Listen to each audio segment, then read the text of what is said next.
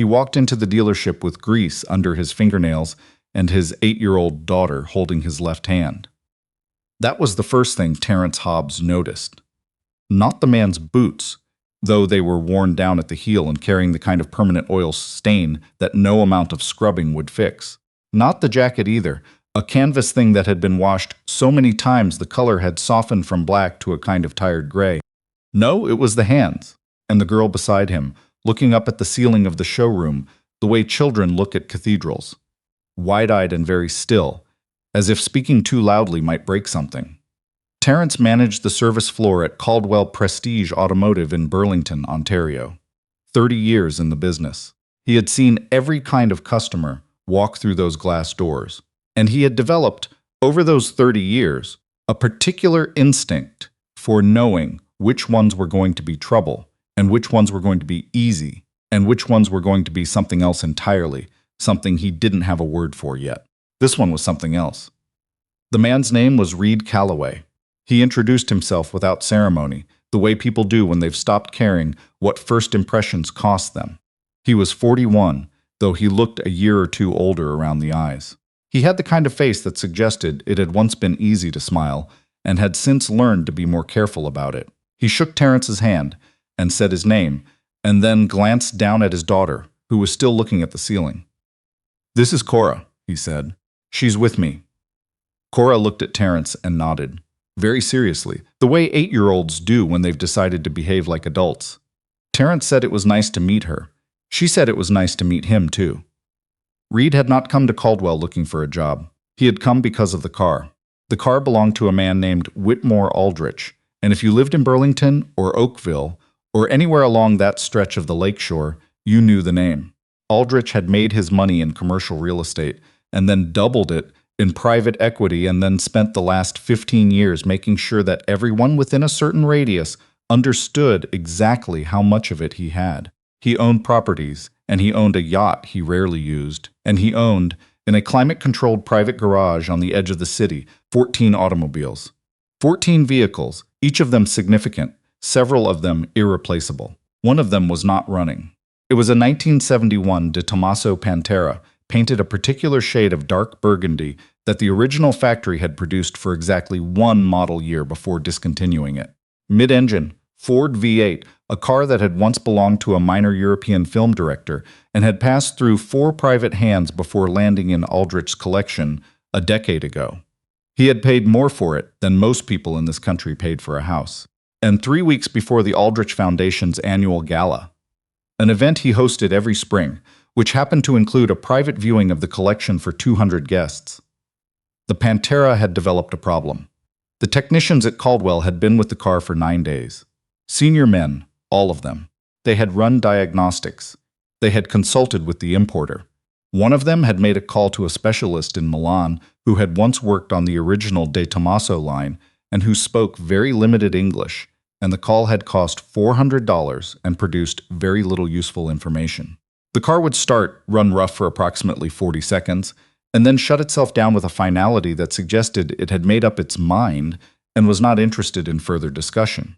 Terrence had made the call to Reid on a Tuesday afternoon, feeling the kind of reluctance that comes from knowing you have no better options. He had gotten Reid's name from a former colleague at another shop, who had described him in a way that Terrence found both useful and mildly irritating.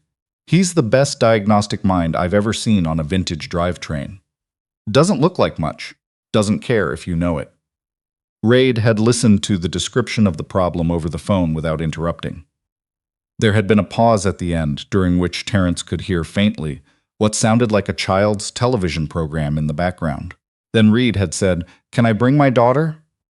Terrence had said yes before he'd thought too hard about it. They let Reid see the car on a Wednesday.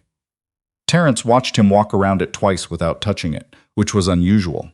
Most mechanics, in Terrence's experience, went straight to the engine. Reid looked at the body lines. He crouched beside the rear quarter panel and looked at the exhaust exits. He stood back and looked at the car the way you might look at a person you're trying to understand. Cora sat on a rolling stool near the tool wall with a book open in her lap, though Terrence noticed she wasn't reading it. She was watching her father. Reid asked for the diagnostic reports. He read through them the way people read things they're prepared to disagree with. Steadily, without expression, until he got to a particular page, and then he went back and read something again. "What did you use for the fuel pressure test?" he asked. The senior technician told him. Reid nodded slowly. "And the ignition timing check? Did you do that at operating temperature or from cold start?" There was a pause that told Reid everything he needed to know about the answer. He didn't make a face. He didn't say anything about it. He handed the reports back and asked if he could have an hour with the car alone, and Terrence said yes. And for the next 55 minutes, Reid Calloway lay under a 1971 de Tomaso Pantera in a $200 million collection while his daughter read, or appeared to read, a paperback novel about a girl who could talk to horses. When he came out from under the car, he had a look on his face that Terrence had seen a few times in his life. Not certainty exactly, something quieter than that, more like recognition. "I know what it is," Reid said. "It's going to take me a night." What most people didn't know about Reid Calloway was that he had not always worked out of a garage that was slightly too small for the work he took on, in a town called Burlington that most people in Hamilton had to think for a second before placing on a map. He had spent 12 years as a senior powertrain engineer at a firm outside of Windsor that did consulting work for 3 of the 5 major manufacturers. He had been good at it. He had been, according to people who remembered those years, exceptionally good at it. He had left after his wife got sick. Claire had been diagnosed in October of the year Cora turned 2. The illness had moved at the particular pace that such illnesses move, sometimes slow enough that you could convince yourself it was retreating, and then faster than you'd prepared for. And then it was over, and Reid was 37 years old, and standing in a hospital corridor in Hamilton, with a 4-year-old daughter who had fallen asleep against his shoulder, and a life that he now needed to figure out how to live differently. He had moved to Burlington because it was where Claire's mother lived, and because he needed help with Cora, and because the town was small enough that no one expected anything of him for a while. He opened the garage because he needed to work, and because he was good at it, and because the garage, unlike the engineering firm, allowed him to set his own hours and keep Cora nearby. She had been coming to work with him since she was 5. She had her own stool. She had a particular spot near the tool wall where she did her homework and later her reading, and she had learned early on that when her dad was underneath something, you didn't interrupt unless it was genuinely urgent. She had also, in the way of children who grow up around very specific knowledge, absorbed more about internal combustion engines than most adults would ever know. She didn't talk about it much, but sometimes she asked questions that made his technician friends look at each other. The night Reid worked on the Pantera, Cora brought the book about the horse girl and a granola bar and her winter jacket because she knew garages got cold. She set herself up on the stool near the wall, and she opened the book and she waited. Reid pulled the car into the bay that Caldwell had cleared for him at 6:45 in the evening. Terrence had arranged for him to have the space until 6 in the morning if he needed it. 2 of the regular technicians had stayed late, out of what they told themselves was professional curiosity, though really they wanted to see what this man in the worn boots thought he knew that they didn't. They left at 9:30 when it became clear that watching Reid work required more patience than either of them had in reserve. He moved, slowly and precisely, and without any of the performance that made watching other people work satisfying. He didn't mutter or swear or shake his head in a way that invited comment. He just worked. The problem, as Reid had suspected after looking at the diagnostic reports, was a combination of 2 things that had been treated as one. The primary fuel delivery issue was real: a deteriorated diaphragm in the mechanical fuel pump, original to the car and tired after 53 years of intermittent use. But the reason the engine was shutting down so conclusively, the reason it couldn't be coaxed past the 40-second mark, was something the diagnostics had missed entirely.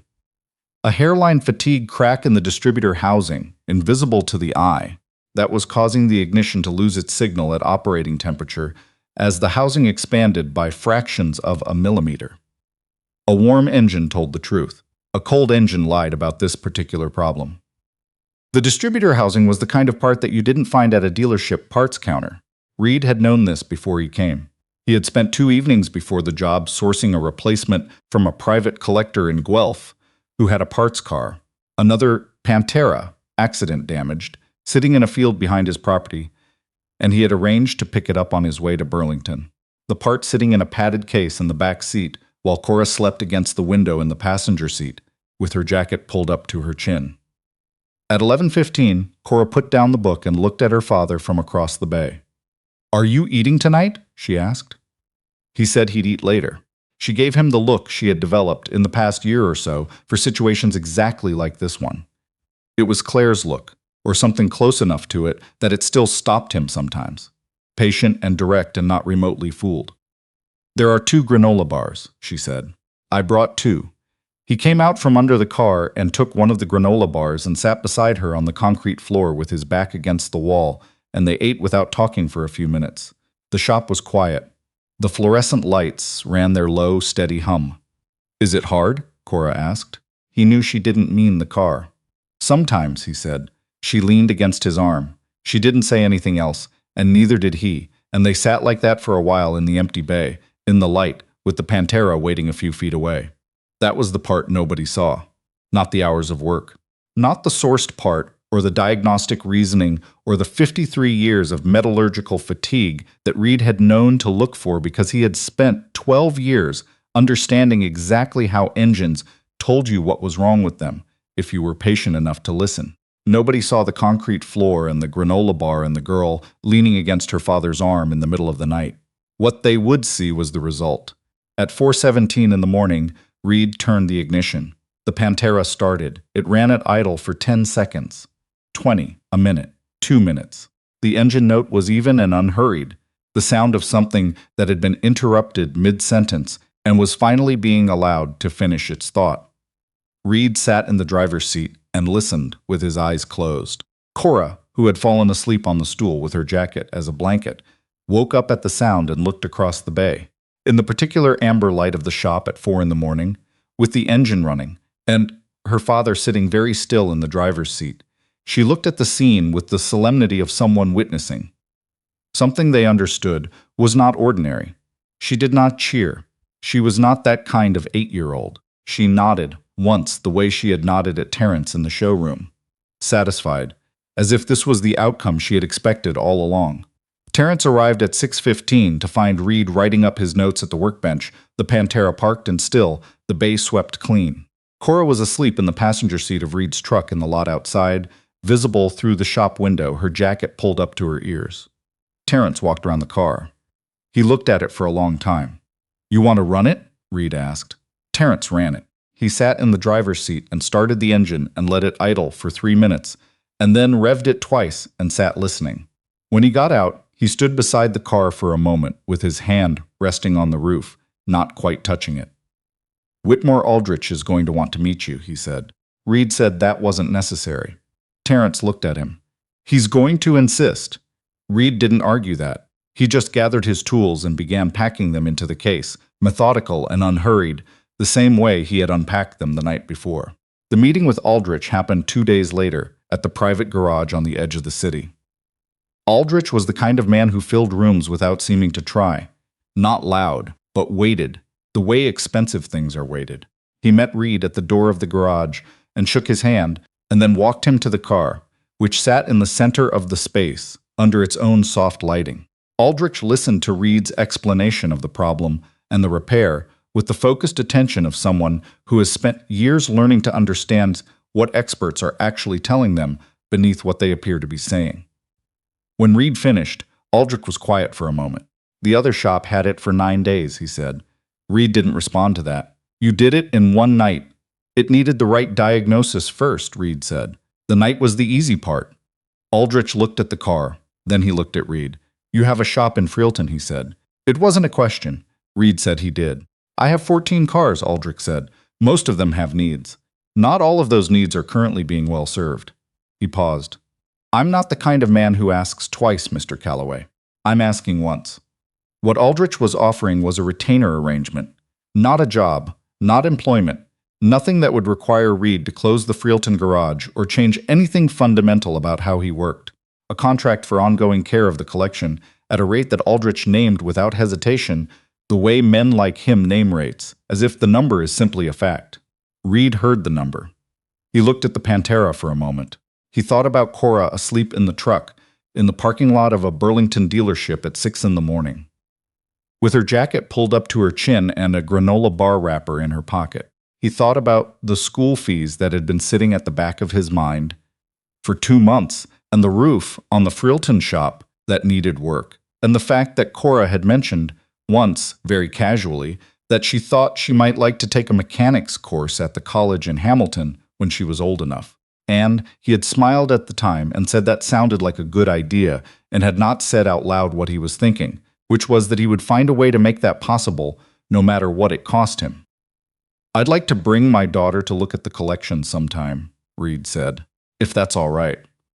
Aldrich looked at him, and something in the man's expression shifted very slightly, in the way that expressions sometimes shift when a person realizes they're dealing with something they hadn't originally accounted for.